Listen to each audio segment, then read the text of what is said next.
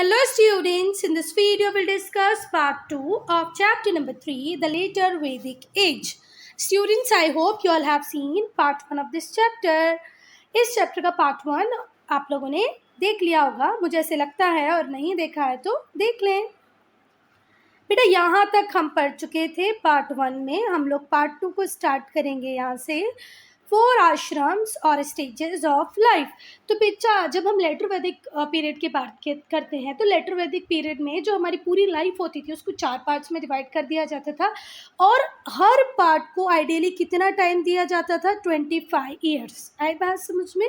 चलो, तो जो मैंस लाइफ होती थी, आदमी की जो लाइफ होती थी, उसको डिवाइड कर दिया जाता था 4 पीरियड्स में, 4 पीरियड्स में, और हर पीरियड का जो टाइम पीरियड होता था 25 ईयर। मतलब आइडियली ये लोग सोचते थे कि 100 साल तो व्यक्ति जिएगा ही जिएगा। ठीक है बात। ईच पीरियड रिप्रेजेंटेड 1 आश्रम, और हर पीरियड 4 पीरियड है, चारों के चारों पीरियड एक आश्रम को रिप्रेजेंट करते हैं। पहला है वो ब्रह्मचर्य आश्रम है। कौन सा आश्रम है? ब्रह्मचर्य आश्रम। Was mainly devoted to education for the development of body and mind. शुरुआत के जो 25 साल हैं उन 25 सालों में आपको क्या लेना है बेटा? शिक्षा लेना है, एजुकेशन लेना है, और एजुकेशन लेने के बाद अपने आप को, अपने माइंड को, अपनी बॉडी को डेवलप करना है। तो स्टार्टिंग 25 ईयर्स में आप लोग क्या करेंगे? एजुकेशन लेंगे। ठीक हुई बात।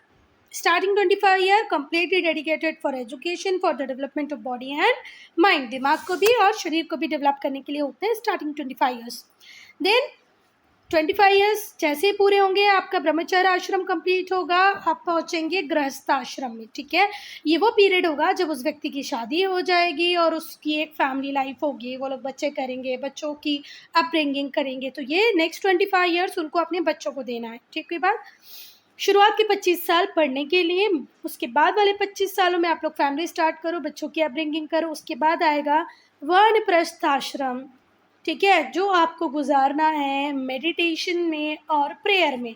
मतलब देखो, अब आपकी मैरिड लाइफ पूरी कंप्लीट हो गई इन द सेंस आपकी जो बेसिक रिस्पॉन्सिबिलिटीज़ होती हैं, जैसे कि आपके बच्चे हुए, उनकी आपने अपब्रिंगिंग की, वो लोग वो स्कूल अच्छा पढ़ने लग गए हैं। अब आपका क्या काम होगा? अब आप मेडिटेशन करें और प्रेयर करें। ठीक है बात। फिर लास्ट फेज जो होता है वो होता है संन्यास। ठीक है बात, कि अब आप संन्यास ले लें। One had to renounce all worldly pleasure and live in forest as सन्यासी। और संन्यास आश्रम में क्या होता है? आप लोगों को जितना भी वर्ल्डली प्लेजर था, घर था, कूलर था, फ्रिज था, उस टाइम तो खैर नहीं था, मतलब जो भी सुख आप घर में भोग रहे थे, अच्छा खाना खा रहे थे, अच्छे से सो रहे थे, आराम का जीवन था, वो सब छोड़ के आपको फॉरेस्ट में चले जाना है और सन्यासी बन जाना है। ठीक है बात। तो यहाँ से क्या क्वेश्चन बन सकता है? कितने पार्ट्स में डिवाइड थी लाइफ? 4 पार्ट्स में। हर पार्ट का टाइम पीरियड स्पैन क्या था? वो था, टाइम स्पैन था 25 ईयर। पहला आश्रम कौन सा? ब्रह्मचर्य। उसके बाद गृहस्थ। तीसरा वानप्रस्थ। चौथा संन्यास। संन्यास आश्रम में क्या करना है आपको? फॉरेस्ट में जाना है और वर्ल्डली प्लेजर्स को सारे अवॉइड कर देना है। गृहस्थ आश्रम में क्या होगा? आपकी फैमिली लाइफ चलेगी। ब्रह्मचर्य में आप लोग पूरा अपनी बॉडी, अपने सोल को डेडिकेट कर दोगे टुवर्ड्स एजुकेशन। वानप्रस्थ में आप मेडिटेशन और प्रेयर करोगे। फिर गुरुकुल सिस्टम देखेंगे अब हम। Gurukul system of education. चलो, एक मूवी थी, बताओ, जिसमें गुरुकुल दिखाया है, उस मूवी का नाम कमेंट सेक्शन में लिखा। अच्छी मूवी है ना। चलो, तो जो गुरुकुल सिस्टम था एजुकेशन का, वो बहुत ही वेल एस्टेब्लिश्ड था वैदिक टाइम में। ठीक है बात।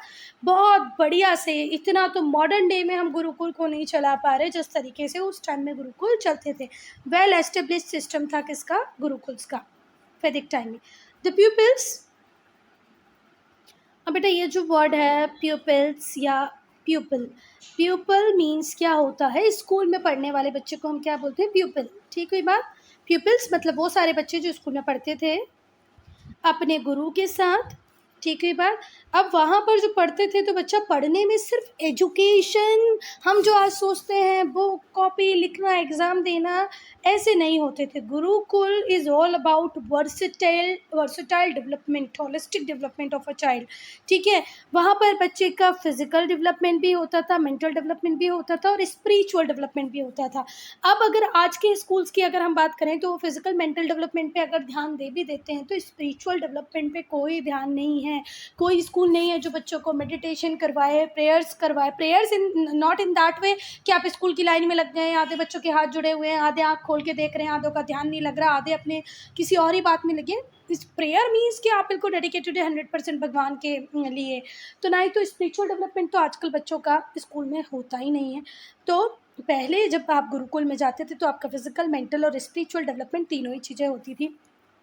वैदिक लिटरेचर के अलावा logic, ethics, military science, mathematics, law, astronomy. Logic मतलब रीज़न करना सिखाते थे, एथिक्स क्या सही है क्या गलत है, मिलिट्री साइंस भी दिखाते थे, लड़ने के लिए भी लोगों को तैयार करते थे, मैथ्स पढ़ा रहे हैं, लॉ पढ़ा रहे हैं, एस्ट्रोनॉमी मतलब क्या बोलते हैं इसको, एस्ट्रोनॉमी क्या होता है बच्चा, हिंदी में तो इसको बोलते हैं खगोल विद्या या खगोल शास्त्र, पर और इजी लैंग्वेज में आपको समझना है तो ये वो साइंस है जो सेलेस्टियल बॉडी से जुड़ा होता था। आप सन की स्टडी कर रहे हो, मून की कर रहे हो, स्टार्स की कर रहे हो, वो है एस्ट्रोनॉमी। ठीक है, खगोल शास्त्र। एस्ट्रोलॉजी मतलब एस्ट्रोलॉजी क्या होता है, तो जो हम लोग पत्रिका, कुंडली, प्रेडिक्शंस, ग्रहों की दशा, वो सारा कुछ एस्ट्रोलॉजी में सिखाया जाता था। ये सब कोर्स ऑफ स्टडी में जुड़े हुए थे। बेटा ऐसे कोई फॉर्मल फीस नहीं चार्ज की जाती थी कि आपको मंथली क्वार्टरली इतना पे करना, ऐसे नहीं था। No fees were charge for this type of education. कोई फॉर्मल फीस नहीं होती थी, कोई फीस चार्ज नहीं करते थे ये लोग।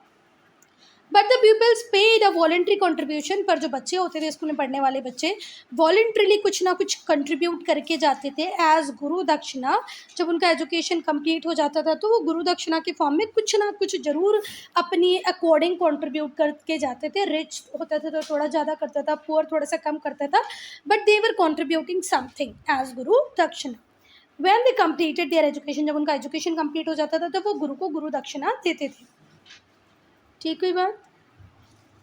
अब बेटा स्टूडेंट्स भले ही वो रिच हो या पुअर फैमिली से बिलोंग करते हो, रिच फैमिली से बिलोंग करते हो या पुअर फैमिली से बिलोंग करते हो, इन दोनों को ही साथ में रहना पड़ता है। दो नहीं, 10 12 15 रिच हैं, 10 12 15 अगर पुअर हैं तो they have to live together only. Okay, they attended various duties in the running of gurukul. Gurukul proper चलता रहे इसीलिए ये बहुत सारी ड्यूटी भी इन लोगों को असाइन की जाती है, सबको अपना अपना काम दे दिया जाता है और ये सारे बच्चे पढ़ाई के साथ साथ जो डेली हमारे जो काम होते हैं उनको भी सीखते थे वहाँ पर गुरु के आश्रम में। एक गुरुकुल प्रॉपर चलता रहे इसीलिए इन्हें बहुत सारे सर्विसेज को भी रेंडर करना पड़ता था। क्या क्या काम करते थे अब देखो, दे गैदर्ड फ्यूल। फ्यूल मतलब देखो पहले चूल्हा जलता था, है ना, फायरवुड से आप खाना बनाते थे तो ये लोग लकड़ियाँ लेके आते थे। टेंडेड द कैटल, जो गुरु के पास गाय, बैल, भैंस, बकरियाँ हुआ करते थे उनको ये चराने के लिए लेके जाते थे, उनका ख्याल रखते थे, उनको नहलाने वहलाने का काम करते थे। बैग्ड आर्म्स, फिर अपने लिए दान लेने जाते थे लोगों के घर में, जो हम बोलते हैं जिसको क्या बोलोगे आप, अगर लेमन लैंग्वेज में या कॉमन लैंग्वेज में बोले बेटा तो भीख मांगते थे। बैग्ड आल्म्स मतलब भीख मांगने का काम करते थे। फ्रॉम द नेबरिंग विलेजेस, जो आसपास में जो विलेजेस होते थे, गांव होते थे, वहाँ से ये मांगने जाते थे। Worked in the field attach to the gurukul, और गुरुकुल के आसपास जो ज़मीनें होती थी उस पे जिस पर्टिकुलर सीजन में जो काम होता था वो लोग ये करते थे। ठीक हुई बात। तो बेटा जितना भी काम उस फील्ड में होता था वो भी ये लोग मिलके। अब बेटा हम लोग देखेंगे ब्रीफ कंपैरिजन किस में, पॉलिटिकल ऑर्गेनाइजेशन में, राजनीतिक संगठन। पॉलिटिक्स का मतलब क्या होता है, राजनीति। राजनीति मतलब क्या होता है कि एक किंग, एक गवर्नमेंट किस तरीके से अपने लोगों के ऊपर रूल करती है। ठीक हुई बात, उसी को हम क्या कहते हैं, गवर्नेंस। तो हम एक सिस्टम ऑफ गवर्नेंस देखेंगे, उस सिस्टम ऑफ गवर्नेंस में कंपैरिजन देखेंगे कि वैदिक पीरियड में कैसा होता था और लेटर वैदिक पीरियड में कैसा होता था। ठीक है बात, मतलब एक कंट्री को, एक सिटी को चलाने का तरीका क्या हुआ करता था। तो जो लेटर वैदिक पीरियड था, यहाँ पर हमने बहुत सारे चेंजेस देखे। क्या चेंजेस थे और किस में थे? पहली बात तो वो चेंजेस आए पॉलिटिकल ऑर्गेनाइजेशन में, और उसमें सबसे बड़ा चेंज क्या ही था बेटा? ये था कि जो एरिया था वो बढ़ने लग गया, मतलब एमरजेंस हुआ किसका? जनपद्स का। ठीक है बात। जनपद क्या होती है? लार्ज किंगडम, बड़ी बड़ी। जो किंगडम पहले छोटी हुआ करती थी अब वो बहुत बड़ी होने लग गई। जनपद किसको बोलते हैं? लार्ज किंगडम को बोलते हैं। इनके ऊपर रूल करते थे किंग्स, और क्योंकि ये किंग बहुत बड़े एरिया को रूल कर रहे हैं, बहुत सारे एरिया लोगों को रूल कर रहे हैं, तो इनकी जो शक्तियाँ थी वो भी ग्रो करने लगी इनोरोमाउसली। इनोरोमाउस का मतलब क्या होता है? विशाल, बहुत बड़ा। तो अब इन राजाओं के पास भी बहुत सारी शक्तियाँ आ गई। अब हम एडमिनिस्ट्रेटिव सिस्टम को देखेंगे। एडमिनिस्ट्रेटिव सिस्टम में क्या हुआ बच्चा? जो लार्ज किंगडम्स थी, जैसे जैसे उनका एमरजेंस हुआ तो इन्हीं के साथ एक चीज और थी जो साथ में जुड़ के मिली, वो थी हमें एडमिनिस्ट्रेटिव मशीनरी। एक बड़े एरिया को कंट्रोल करने के लिए हमको प्रॉपर एडमिनिस्ट्रेशन सिस्टम चाहिए होता है। एक राजा एक जगह से कितने लोगों को कंट्रोल करेगा, इसलिए वो पूरा एडमिनिस्ट्रेशन रेडी करता है। तो जहाँ पर हमने एमरजेंस देखी लार्ज किंगडम्स की, वहीं पर हमने इसी के एसोसिएशन में एक चीज़ की और ग्रोथ देखी, और वो चीज़ थी एडमिनिस्ट्रेटिव मशीनरी। ठीक है। लार्ज किंगडम के साथ क्या भी ग्रो किया? हमारी एडमिनिस्ट्रेटिव मशीनरी। जो मोस्ट इंपॉर्टेंट ऑफिशियल्स थे वो थे treasurer, the collector of taxes, treasurer, the collector of taxes, the royal Chamberlain who manage the house hold of monarch. देखो, रॉयल चैम्बरलेन क्या करता था? जो राजा की रानियाँ, महल, बच्चे, कहाँ से क्या आएगा क्या जाएगा, उसको मैनेज करता था रॉयल चैम्बरलेन। ट्रेजरर मतलब जिसको खजाने की रिस्पॉन्सिबिलिटी दी हुई थी। टैक्स कलेक्ट करना भी एक इतनी बड़ी जनता, इतने सारे लोगों से टैक्स कलेक्ट करना, उनका हिसाब किताब करना। तो एक था कलेक्टर ऑफ टैक्सेस, ट्रेजरर और रॉयल चैम्बरलेन। ठीक है। और ऋग्वैदिक एज के जो ओल्डर ऑफिशियल्स थे वो कौन कौन से थे बच्चा? पुरोहित, रॉयल चैपलेन। ठीक हुई बात। पुरोहित को ही क्या बोलते हैं इंग्लिश में? रॉयल चैपलेन। द सेनानी मतलब द जनरल, जनरल होता है ना आर्मी में, वैसे ही सेनानी। ग्रामीणी, ग्रामीणी किसको बोलते थे बच्चा? लीडर ऑफ द विलेज, एक गांव के लीडर को बोलते थे ग्रामीणी। रॉयल चैपलेन पुरोहित, सेनानी बोले तो जनरल। और यहीं पे हमें मेंशन सचिव का भी मिलता है। सचिव, सचिवालय, सचिव जो होता है ना वो। लेटर एजेस में ये जो सचिव्स थे ये ही क्या बन गए? मिनिस्टर की पोजीशंस तक आ गए। आज भी हम बोलते हैं ना सचिवालय, सचिव, तो ये वही सचिव है बच्चा। लेटर एजेस में सचिव हुआ करते थे और बाद में वो धीरे धीरे धीरे धीरे करके क्या बन गए? मिनिस्टर के लेवल तक गए। द सभा was gradually converted into Kings court. सभा काय में बदल गई? राजा के दरबार में। ठीक हुई बात। किंग्स के कोर्ट में कन्वर्जन हो गया किसका? सभा का। और जो सचिव थे वो किस लेवल पे आ गए? मिनिस्टर के लेवल पे आ गए। Crafts and occupation. अब हम क्या देखेंगे? Crafts and occupation. ऑक्यूपेशन मतलब होता है व्यवसाय। ठीक हुई बात। There was remarkable variety of craft in later Vedic age. Later Vedic age में बहुत सारे क्राफ्ट के ऊपर काम होने लग गया था। Perhaps the most significant change, और जो मोस्ट सिग्निफिकेंट चेंज है वो आया किस वजह से था? Large quantity of usage of iron. Iron की वजह से बेसिकली जो मेन चेंज आया था वो किसका आया था? Use of iron. ठीक हुई बात कि अब ये लोग ज़्यादा से ज़्यादा किसका यूज़ करने लग गए थे? आयरन का। ठीक हुई बात। चलो, craft such as leather, leather working मतलब चमड़े के ऊपर काम करना। कारपेंट्री मतलब बढ़ाई का काम करना, फर्नीचर वगैरह बनाना। Manufacturing of making of jewellery, jewellery बनाना। उस टाइम भी ज्वेलरी का बहुत शौक था और उस टाइम तो मेल और फीमेल दोनों ही ज्वेलरी को वेयर करते थे। And manufacture of glass flourished. तो क्या क्या? आयरन के आने के बाद क्या चीज़ें बहुत ज़्यादा ड्रास्टिकली चेंज हो गई? Leather working, carpentry, jewellery, glass, ये सब बनने लग गया।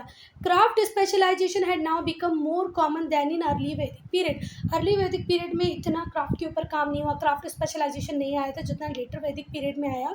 तो चैरियट मेकिंग, चैरियट का मतलब होता है बच्चा रथ, तो रथ बनाने का काम भी बहुत तेज़ी से चलने लगा। The chariot making developed as an occupation, व्यवसाय की तरह बढ़ा chariot making, different from that of carpentry. देखो कारपेंटर का ही काम होता है लकड़ी की अलग अलग चीज़ें बनाना, फर्नीचर बनाना। तो वैसे तो जो रथ बन रहा था वो लकड़ी का ही बन रहा था, तो वो किसके अंदर आना चाहिए, कारपेंट्री। पर चैरियट मेकिंग कारपेंट्री से एक अलग ही व्यवसाय होगा कि एक व्यक्ति स्पेशलाइज हो जाएगा, वो रथ ही बनाएगा, वो उसके अलावा कोई काउच, कोई सोफा, कोई बेड नहीं बनाएगा। ठीक है बात। तो कारपेंट्री से अलग करके देखा गया चैरियट मेकिंग को, ये अलग व्यवसाय की तरह रहा। अब हम लोग पढ़ेंगे बेटा ट्रेड एंड इंडस्ट्री को, उसको पढ़ेंगे ट्रेड एंड इंडस्ट्री। ठीक हुई बात।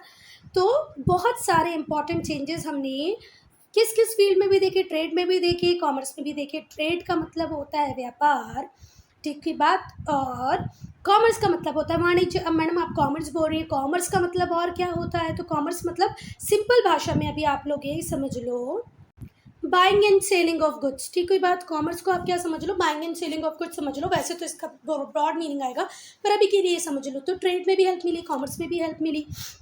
और ये हेल्प किस वजह से आने लगी, क्योंकि कुछ यूनिट्स ऑफ वैल्यूज आ गई, जैसे निश्चित और सतमान। ठीक है, सतमान नहीं, सतमन और निष्क। ठीक हुई बात। अब आपको इसको निशाका पढ़ना है तो वो भी पढ़ सकते हो, सतमाना पढ़ना है तो वो भी पढ़ सकते हो, पर बेसिकली ये जो वर्ड है वो है निष्क और सतमन। तो ये आ गई, इस वजह से ट्रेड बहुत ईजी हो गया। Although it cannot be said with certainty that they had developed as regular coin, पर अभी तक हमें ये कॉइन नहीं मिले, इनका सिर्फ लेख मिला है कि भैया निष्क के थ्रू ट्रेड इजी हो गया, बिजनेस इजी हो गया, सतमन के थ्रू ये लोग बहुत ज़्यादा ट्रेड करने लगे, ये हमें पता चला है। पर बेटा उस टाइम की जितनी भी चीज़ें मिली उस टाइम में ऐसे कॉइन नहीं मिले, तो ये एक प्रॉब्लम थी। ठीक हुई बात। तो ये प्रॉपरली हम कह नहीं सकते हैं कि ये कॉइन थे या कोई ज्वेलरी थी। ठीक हुई बात। जो रेफरेंस थे शिप्स के वो इंडिकेट करते हैं कि उस टाइम में मैरीटाइम, इनलैंड मैरीटाइम ट्रेड भी बहुत फ्लरिश कर रहा था। इनलैंड मतलब हमारी कंट्री में ही जैसे रिवर गंगा है, यमुना है, इनके थ्रू भी ट्रेड होता है, मतलब नाव से, शिप से, छोटी छोटी शिप से ट्रेड करते थे बहुत सारे। Many of the professions were organised into guilds, और गिल्ड क्या होता है वो मैं बताऊंगी आपको, पर अभी तो ये सुनो कि many of the professions were organised into guild, और बहुत सारे प्रोफेशंस के क्या बन गए, गिल्ड। अब गिल्ड कैसे बनते हैं वो देखो। सपोज करो मैं ज्वेलरी बनाती हूँ, गोल्ड ज्वेलरी बनाती हूँ, आप भी गोल्ड ज्वेलरी बनाते हो, यहाँ पर मिस्टर एक्स है, मिस्टर राम है, मिस्टर श्याम है, हम 5 लोगों ने मिलकर एक ग्रुप बना लिया और फिर प्राइस डिसाइड करने लग गए। ठीक है, terms of trade, terms condition decide करने लग गए, तो हमारा जो ग्रुप होगा उसको क्या कहा जाएगा, गिल्ड। तो ऐसे गिल्ड सिर्फ एक चीज़ या 2 चीज़ों के नहीं होते थे, 2 आइटम्स के नहीं होते थे, बेसिकली बहुत सारे गिल्ड हुआ करते थे। जैसे एक गिल्ड आ जाएगा कॉटन मैन्युफैक्चरर का, जो कॉटन से क्लॉथ बनाते होंगे तो वो लोग भी गिल्ड बना लेंगे। तो जो सिटीज़ थी वहाँ पर बनने लगे बड़े बड़े गिल्ड। गिल्ड क्या होते थे, एक ही टाइप के जो सेलर होते थे वो अपना एक ग्रुप बना लेते थे, जिसे हम क्या कहते थे, guild. Which control prices and ensure the quality of good, जो प्राइजेस को भी कंट्रोल करता था। जैसे XYZ 3 सेलर हैं मार्केट में, तो बार्गेनिंग ना हो, बार्गेनिंग होने से क्या होता है, कस्टमर का फ़ायदा होता है और लॉस में रहते हैं प्रोड्यूसर्स। तो इन लोगों ने इस लॉस को इंश्योर कराने, लॉस ना हो इसको इंश्योर कराने के लिए ग्रुप बना लिया कि भैया जो भी चीज़ हम सेल करेंगे इस फिक्स प्राइस पे करेंगे, ना इससे कम ना इससे ज़्यादा, और क्वालिटी ऑफ गुड भी सेम रखेंगे। अब हम देखेंगे brief comparison of their religious life. Religious life में क्या चेंजेस थे वैदिक और लेटर वैदिक पीरियड में। तो सिग्निफिकेंट चेंजेस, बहुत इंपॉर्टेंट चेंजेस हमने देखे in the religion of Aryan of later Vedic period. Later Vedic period में जो रिलीजन था उसमें कुछ सिग्निफिकेंट चेंजेस आए। तो पहले हम लोग देखेंगे गॉड एंड गॉडेसेस। तो ऋग वैदिक पीरियड में इंद्र, अग्नि, सूर्य, इनका ज़्यादा पूजन हुआ करता था, लोग इनको पूजते थे। लॉस्ट देयर प्रोमिनेंस, तो धीरे धीरे करके इनकी प्रोमिनेंस अब खत्म हो जाएगी। नए गॉड आएंगे, ब्रह्मा, विष्णु, शिव, इनकी प्रोमिनेंस, इनकी इंपॉर्टेंस बढ़ जाएगी। दे बिलीव दैट प्रजापति और ब्रह्मा, प्रजापति और जो ब्रह्मा है वो क्रिएटर है, उन्होंने दुनिया को बनाया है, सृष्टि को रचा है। विष्णु सृष्टि की रक्षा करती है, प्रिजर्वर की तरह काम करती है। Held man and gods in their distress, और लोग, आदमियों को, औरतों को, भगवान को जब उनका डिस्ट्रेस का पीरियड होता है तो उसको हेल्प करता है। कौन, विष्णु। ब्रह्मा ने क्रिएट किया, विष्णु उसको प्रिजर्व करता है। और जो शिव है वो उनको महादेव की तरह रिगार्ड किया जाता है, द ग्रेट गॉड। ठीक है बात। शिव कौन है, the great God, Mahadev. Ram और जो कृष्ण हैं उन्हें इनकारनेशन कहा जाता है लॉर्ड विष्णु का। श्री राम श्री कृष्ण कौन है? अवतार। इनकारनेशन का मतलब क्या होता है बच्चा? अवतार। किसके अवतार माने जाते हैं वो? विष्णु के। और एक्चुअल में हम लोग भी ऐसा ही मानते हैं, आज तक ऐसे ही मानते आ रहे हैं ना कि विष्णु जी के अवतार हैं श्री कृष्ण श्री राम। चलो, अब ये पॉपुलर डाइटीज बन जाएंगे during the epic period. Epic period के टाइम पे व्यक्ति राम को कृष्ण को पूजना चालू कर देगा, शंकर को पूजना चालू कर देगा। Durga Kali Lakshmi Parvati emerged as the important female deity. Durga Kali Lakshmi Parvati ये क्या बन जाएंगी? Important female deity. मेल में आ गए आपके श्री कृष्ण श्री राम विष्णु जी शिव जी, और फीमेल डाइटी में आ जाएंगी दुर्गा काली लक्ष्मी पार्वती। अब हम देखेंगे rituals and sacrifice of later Vedic period. Later Vedic period में कैसे रिचुअल हुआ करते थे और कैसे सैक्रिफाइसेस हुआ करते थे। तो जो लेटर वैदिक पीरियड था, the simple religion practices become complicated. अब इस टाइम में जो भी रिलीजियस प्रैक्टिस होती थी ना, वो इतनी कॉम्प्लिकेटेड हो गई, इतनी रिचुअलिस्टिक हो गई कि सेक्रीफाइस ने एक इम्पॉर्टेंट पोजीशन ले ली। धर्म मतलब सेक्रीफाइस, धर्म का मतलब ही बलिदान है। इस तरीके से ये धर्म को लेकर चले गए। हर चीज़ में कॉम्प्लेक्सिटी आ गई। पहले ये चढ़ाना है, फिर वो चढ़ाना है, फिर घी चढ़ाएंगे, फिर दूध चढ़ाएंगे, फिर शहद चढ़ाएंगे, और उसके बाद फिर ऐसा करेंगे, फिर बलि देंगे, और बलि देने के बाद ऐसा। तो मतलब बहुत ज़्यादा कॉम्प्लिकेटेड हो गई। जो सेरेमनीज थी उन्हें परफॉर्म कराने के लिए होते थे ब्राह्मण्स। ठीक है, मतलब अब ब्राह्मण्स की जो पोजीशन होगी बहुत ही इम्पॉर्टेंट, बहुत ही प्रोमिनेंट हो जाएगी, क्योंकि पूरा काम संस्कृत में होता था। संस्कृत कॉमन लैंग्वेज नहीं होती थी, तो इन सब कामों के लिए किसको ही बुलाया जाता था? पंडित को, ब्राह्मण को। ठीक है, फिर धीरे से बहुत सारे सुपरस्टिशियस भी आ गए। ठीक है बात, क्या आ गए बेटा? सुपरस्टिशियस। और बेटा तब से आए तो ये सुपरस्टिशियस अब तक हमारी सोसाइटी में है। सुपरस्टिशियस का मीनिंग क्या होता है? अंधविश्वास। ठीक है बात, क्या होता है? अंधविश्वास। स्पिरिट्स में spells and charms became important part of religion. Spirit मतलब जादू टोना भूत, ये लोग आत्मा वगैरह में ज़्यादा विश्वास करने लगे। भूत भूत की बातें होने लग गई। स्पेल्स एंड चार्म्स, जादुई शक्तियों की बात होने लग गई, और ये भी धर्म का एक इम्पॉर्टेंट पार्ट बन गया। तपस्या और पीनेंस ने भी इम्पॉर्टेंट प्लेस ली रिलीजन में। तपस्या करने बैठ जाते थे ना जो लोग, और फिर वैसे ही उनकी डेथ भी हो जाती थी कई बार।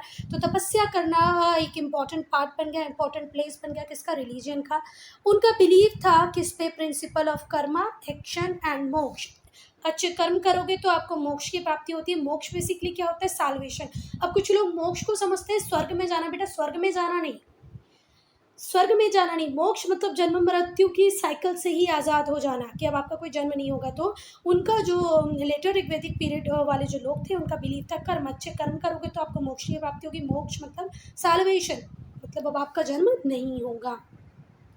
Philosophy of Upanishad. Towards the end of later Vedic phase के एंड में एक न्यू ट्रेंड विजिबल रहा। वो था क्या था? देखते हैं। जो उपनिषद से do not deal with the rituals और सेक्रीफाइसेस। जितने भी उपनिषद थे वो बिल्कुल भी रिचुअल्स और सेक्रीफाइसेस की बात नहीं करते थे। कोई रीति रिवाज, कोई बलिदान नहीं,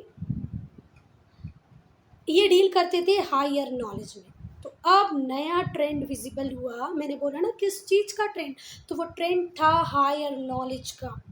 ठीक हुई बात, समझ में आई बात? तो लेटर वैदिक फेज में एक नया ट्रेंड विजिबल हुआ, और वो ट्रेंड था जो किसके साथ डील करता था? हायर नॉलेज, और एक्सप्लेन करता था रिलेशनशिप बिटवीन जीव मतलब इंडिविजुअल सोल और ब्रह्म के बीच में, आत्मा और परमात्मा के बीच में क्या रिश्ता है, उसको, उस रिलेशनशिप को एक्सप्लेन करते थे हमारे उपनिषद, जो डील करते थे हायर नॉलेज में। जीव मतलब इंडिविजुअल सोल, ब्रह्म मतलब सुप्रीम सोल, आत्मा और परमात्मा में क्या डिफरेंस है उसकी बात करते थे। एक मेजर कंसेप्ट था उपनिषद का, वो था the essential unity of all religion, of all spiritual path. बहुत ज़रूरी है कि रिलीजन्स में क्या रहे? यूनिटी रहे, और किस में भी? स्पिरिचुअल पाथ्स में भी। अब हम देखेंगे एपिक्स को। तो जो मोस्ट फेमस लिटरेरी वर्क था लेटर वैदिक पीरियड का वो थी दो महान महाकाव्य, एक थी रामायण, दूसरी थी महाभारत। जो एपिक होती हैं वो एक टाइम में नहीं लिखी गई हैं। The epics were not written in one time. ये एज्यूम किया जाता है, कुछ स्कॉलर्स थे तो जो एपिक्स थी must have been composed in the period of 500 BC to 200 AD।